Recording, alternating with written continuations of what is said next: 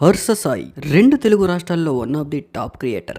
ఎంతో మంది పేద ప్రజలకు హెల్ప్ చేసిన రికార్డు తనకు ఉంది. వివరాల్లోకి వెళ్తే రీసెంట్ గా యువ సామ్రాట్ అనే ఇన్ఫ్లుయెన్సర్ హర్ష సాయి చేస్తున్నవన్నీ మోసాలు, ప్రజలకు సాయం పేరుతో బెట్టింగ్ యాప్స్ ని ప్రమోట్ చేస్తూ కొన్ని వందల కోట్లు కొల్లగొడుతున్నాడంటూ ఆరోపణలు చేశారు. ఈ ఆరోపణలు చేస్తూ కొన్ని మీడియా ఛానళ్లకు ఇంటర్వ్యూలు కూడా ఇచ్చారు. అయితే ఈ ఇష్యూ చిలికి చిలికి గాలివానలా మారింది. చివరికి ఈ ఇష్యూపై హర్ష సాయి రియాక్ట్ అయ్యారు.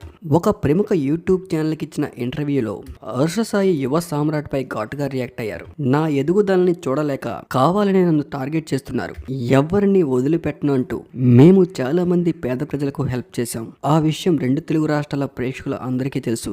మేము ఏదైనా బెట్టింగ్ యాప్ ని ప్రమోట్ చేస్తే అందులో వచ్చే అమౌంట్ లో కొంత భాగాన్ని పేద ప్రజలకు పంచుతూ ఉంటాం.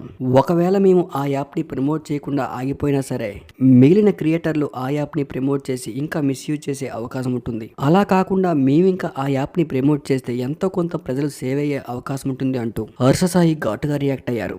అయితే ఈ విషయంపై యువ సామ్రాట్ వదిలేదే లేదు అంటూ హర్ష సాయిని మోకాలపై కూర్చోబెడతా అంటూ తన ఇన్స్టాగ్రామ్ లో ఘాటైన వ్యాఖ్యలు కూడా చేస్తూ ఉన్నారు.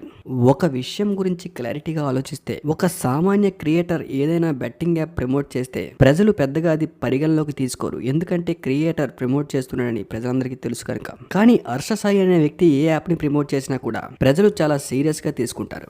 ఎందుకంటే హర్ష సాయి చేస్తున్నవన్నీ మంచి పనులు, ఎప్పుడు ప్రజల బాగు కోసమే కోరుకుంటాడు కదా. అలాంటి అప్పుడు ఎలాంటి తప్పు చేయడు హర్ష సాయి అంటూ చాలా మంది సీరియస్ గా తీసుకుని ఈ గేమ్ లో ఆడి తరువాత ఇబ్బందుల్లో పడే అవకాశం ఉంటుంది.